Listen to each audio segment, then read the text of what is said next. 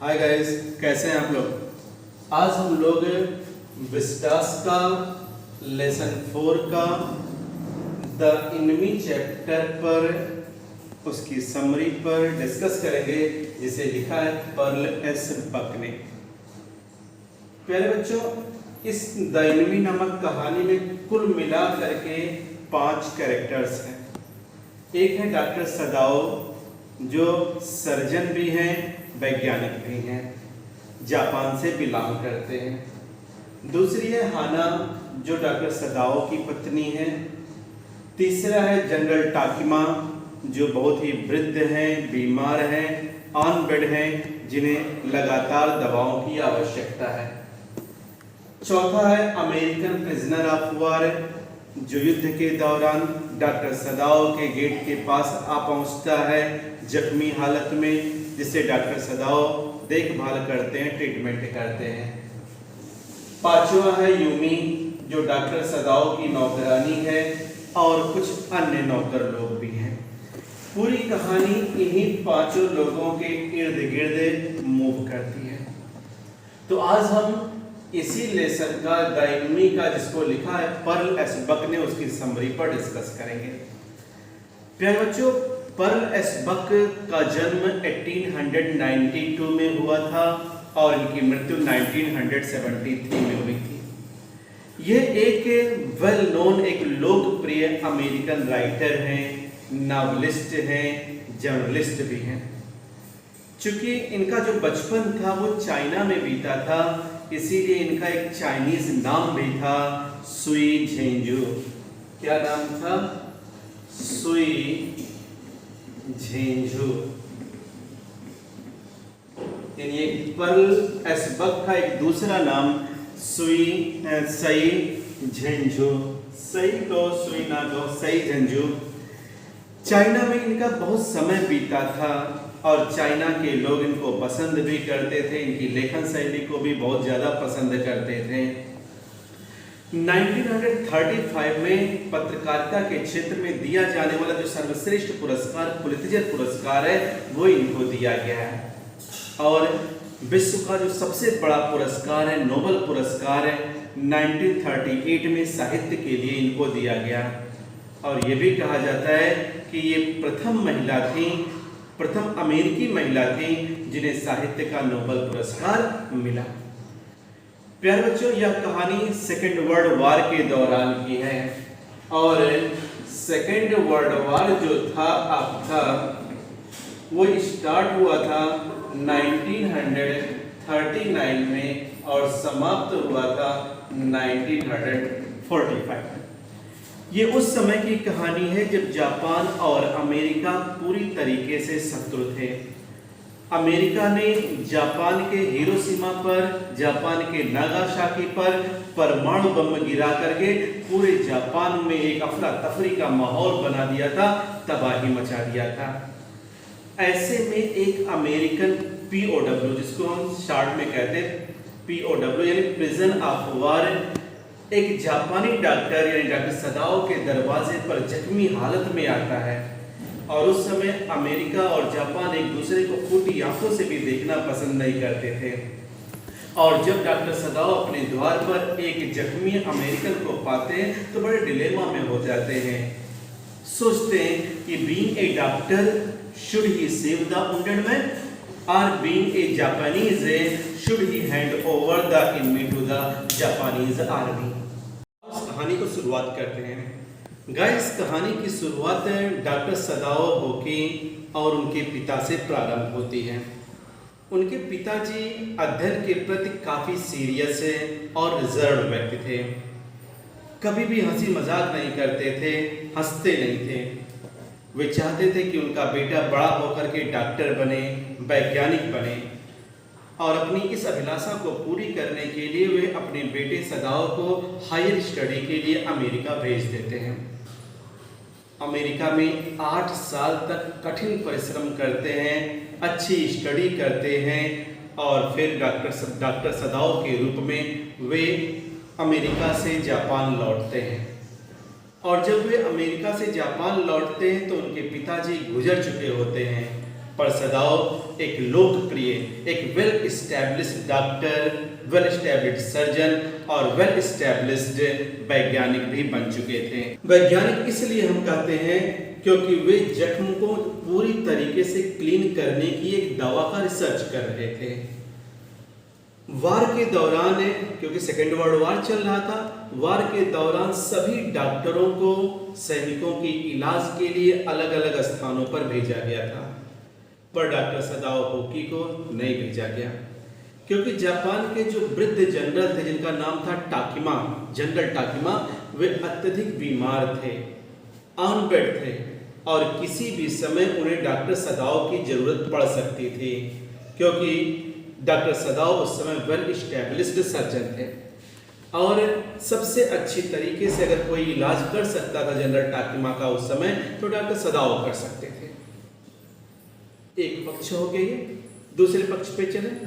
Doctor सदाओ की पत्नी जिनका नाम हाना था, हाना से सदाओ की मुलाकात अमेरिका में एक प्रोफेसर के घर हुई, पर सदाओ ने तब तक हाना से विवाह नहीं किया जब तक वे पूर्ण रूप से श्योर नहीं हो गए कि हाना एक जापानी लड़की है, क्योंकि उनके पिताजी जापानी ट्रेडिशन को, जापानी कस्टम को बहुत वैल्यू देते थे और अगर उन्हें पता चल जाता कि यह लड़की यानी हाना जापान से बिलोंग नहीं करती है, जापानीज नहीं है, तो कभी भी वे इस रिश्ते को मंजूरी नहीं दे सकते थे, कभी भी वे हाना को अपने बहू के रूप में नहीं स्वीकारते। डॉक्टर सदाओ का पारिवारिक जीवन बहुत ही सुखमय था और इनके 2 बच्चे थे और इनका परिवार हंसता खेलता उन्नति की ओर आगे बढ़ रहा था। ये तो हो गया डॉक्टर सदाओ के विषय में थोड़ी जानकारी और हाना के विषय में। आओ कहानी यहाँ से मूव करती है। एक दिन डॉक्टर सदाओ और उनकी पत्नी हाना बालकनी में खड़े थे और समुद्री दृश्य का लुत्फ उठा रहे थे, नज़ारे का लुत्फ उठा रहे थे, और तभी उन्होंने अचानक देखा कि चारों तरफ धुंध छाई हुई है और धुंध के बीच में समुद्र की लहरों से होकर लड़खड़ाता हुआ कोई व्यक्ति समुद्र से बाहर आ रहा है। ऐसे लगता है कि जैसे समुद्र की लहरों ने उस आदमी को उठा करके किनारे पर फेंक दिया है। आदमी बुरी तरीके से जख्मी प्रतीत हो रहा था। बाहर आते ही वह रेत पर गिर पड़ा। धुंध घना होने के नाते स्पष्ट दिखाई नहीं पड़ रहा था कि वो क्या है, जख्मी है कि सही है, क्या है। लेकिन डॉक्टर और हाना दोनों को यह लगा कि कुछ ना कुछ उस व्यक्ति के साथ गड़बड़ हुआ है, इसलिए दोनों बालकनी से उतरते हैं और दौड़ते दौड़ते उस आदमी की ओर जाते हैं। जब वहां वे पहुंचते हैं तो देखते हैं कि वह आदमी बुरी तरीके से जख्मी है, ब्लीडिंग हो रही है और कमर के दाहिने तरफ उसे गोली लगी है। लेकिन शक्ल, सूरत, बाल, इन सभी को जब वो ध्यान से देखते हैं तो उन्हें पता चल जाता है कि यह एक अमेरिकन है। लेकिन और क्लियर करने के लिए हाना उस व्यक्ति का हैट उठाती है और हैट पे देखती है तो उस पे लिखा रहता है अमेरिकन नेवी। तो दोनों तरीकों को, दोनों लोगों को, डॉक्टर सदाओ को और हाना को पूरी तरीके से विश्वास हो जाता है कि चाहे जो हो यह व्यक्ति एक अमेरिकन POW है, यानी यह एक अमेरिकन प्रिजनर ऑफ वार है। डॉक्टर सदाओ बड़े असमंजस में पड़ जाते हैं कि क्या करें, इसे बचाएं कि ना बचाएं, क्योंकि यह अमेरिकन प्रिजनर ऑफ वार है, बुरी तरीके से जख्मी है। अगर वे इसे नहीं बचाते हैं तो डॉक्टर के प्रोफेशन से गद्दारी करते हैं, और अगर ये इसे बचाते हैं तो अपने देश के साथ गद्दारी करते हैं। यानी कहीं ना कहीं वे डॉक्टर के प्रोफेशन को भी बचाना चाहते थे और उस आदमी को भी बचाना चाहते थे। अत्यधिक ब्लीडिंग हो रही थी उस सैनिक में, तो डॉक्टर सदाओ से देखा नहीं जाता है। ब्लड को रोकने के लिए डॉक्टर सदाओ जल्दी जल्दी जो किनारे पर मासेस होती हैं उसको उठाते हैं और जख्म को पूरी तरीके से फिल कर देते हैं। लेकिन कभी कभी उनके मन में आता है कि इतनी मुसीबत में क्या करूं, इसे लहरों ने फेंका है, इसे हम लोग उठा करके लहरों में फेंक दे, वो मर जाए ताकि हम लोग सुकून भरी जिंदगी जी सकें। लेकिन ना डॉक्टर सदाओ और ना हाना दोनों यह कृत्य नहीं कर पाते हैं। दोनों बड़े दयालु थे। इसीलिए वे उस पीओडब्ल्यू को यानी प्रिजनर ऑफ वार को उठा करके अपने घर लेकर के आते हैं। बहुत ही दयालुता और कोमलता के साथ डॉक्टर सदाओ उस पीओडब्ल्यू को अपने पिता के बेडरूम में लिटा देते हैं और डॉक्टर सदाओ हाना से कहते हैं कि जल्दी से गर्म पानी लेकर के आओ ताकि इसके जख्मों को साफ किया जा सके। तो हाना कहती है कि आप क्यों परेशान होंगे, हम क्यों परेशान होंगे। मैं यूमी को जब पता चलता है, यूमी डॉक्टर सदाओ की नौकरानी है, पहले यहाँ पर आपको लिख करके बता दिया है, लेकिन जब यूमी को पता चलता है कि घर में डॉक्टर सदाओ ने एक अमेरिकन प्रिजनर ऑफ वार को लाया है तो वह गुस्से से आग बबूला हो जाती है, तमतमा जाती है और पानी लाने से बिल्कुल मना कर देती है। डॉक्टर सदाओ अन्य नौकरों से भी कहते हैं कि मदद करें, लेकिन कोई भी नौकर उनकी मदद करने के लिए तैयार नहीं होता है। नौकर लोग कहते हैं कि जब इसे लहरों ने नहीं बख्शा, समुद्र के चट्टानों ने इसे खूब चोट पहुंचाई, लहरों ने उसे उठा करके किनारे पर मरने के लिए छोड़ दिया, तो हम लोग प्रकृति के द्वारा किए गए कार्यों में हस्तक्षेप क्यों करें, और अगर हम प्रकृति की अवहेलना करते हैं तो प्रकृति हमसे रिवेंज लेंगी।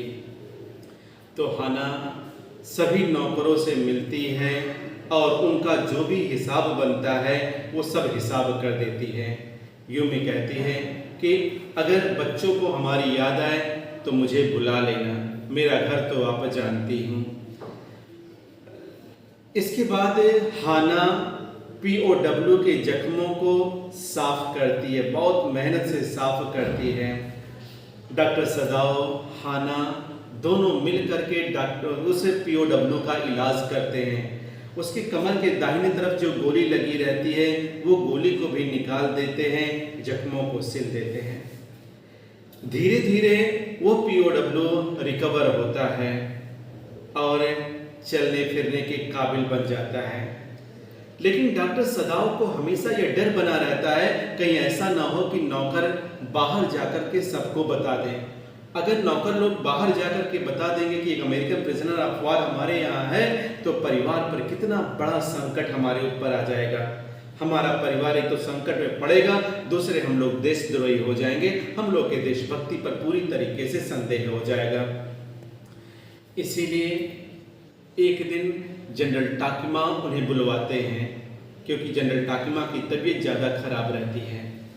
कुछ देर उनका इलाज करने के बाद जनरल टाकिमा से वे बताते हैं कि मुझे समुद्र के किनारे एक अमेरिकन प्रिजनर ऑफ वार मिला है, मैं उसे अपने घर लेकर के आया हूँ, उसका इलाज किया हूँ। टाकिमा यह बातों को सुनकर ना क्रोधित होता है और ना ही आश्चर्यचकित होता है।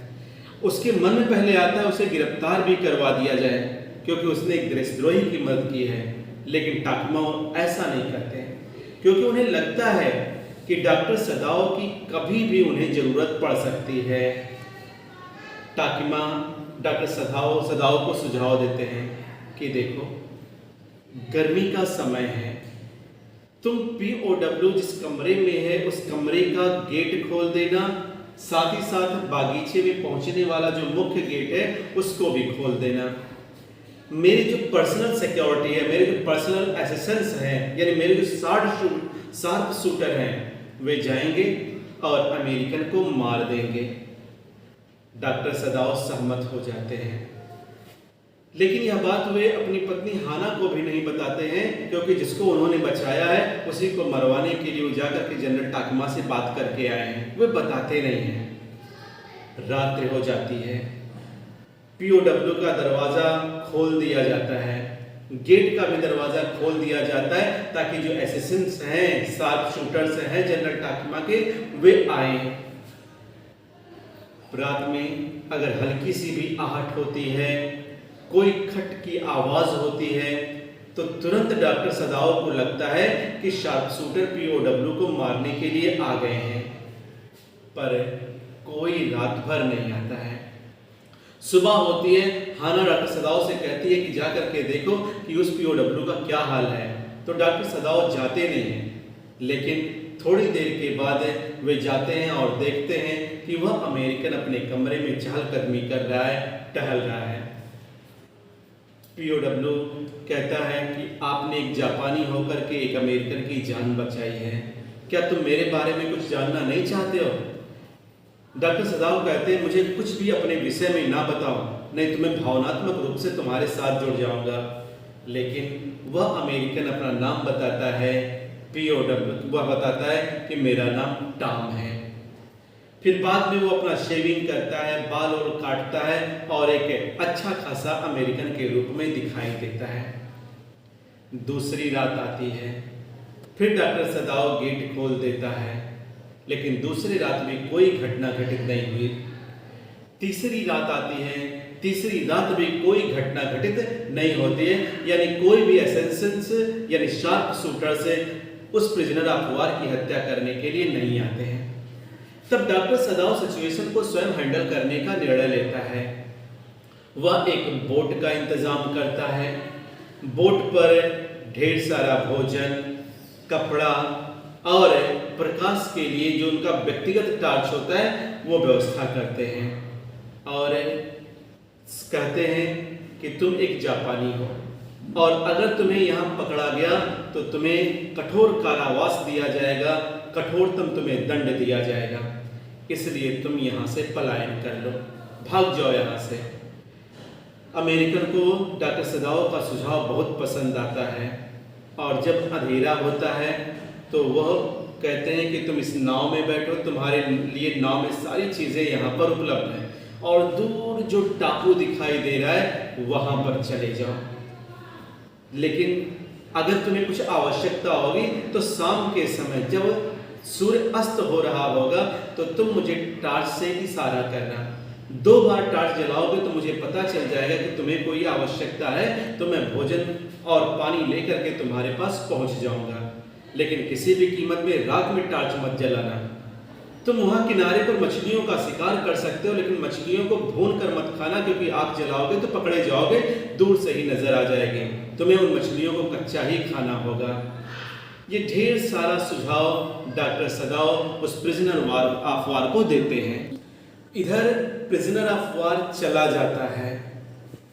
अगले दिन डॉक्टर सदाव जनरल टाकिमा के पास जाते हैं, उनका हाल चाल लेते हैं, उनके बारे में पूछते जांचते हैं और वे कहते हैं कि मुझे एक बार अटैक आ चुका है, अगर दूसरी बार अटैक आ गया तो डॉक्टर सदाव कहते हैं तो आपका बचना मुश्किल हो जाएगा, आपके लिए बहुत समस्या हो जाएगी, इसलिए आप अपने सेहत का अच्छे से ध्यान रखें। डॉक्टर सदाव पूछते हैं कि आपने असिस्टेंस क्यों नहीं भेजे, क्योंकि हमारे यहाँ प्रिजनर ऑफ वार छिपा हुआ था।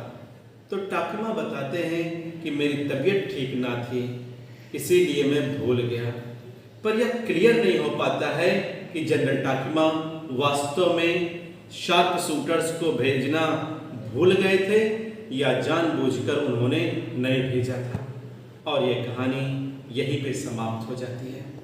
प्यारे बच्चों, अगर आपको ये वीडियो पसंद आता है तो इसे लाइक करें, शेयर करें, सब्सक्राइब करें और अपने क्लास 12 के बच्चों को ज़्यादा से ज़्यादा भेजें। Okay, good night.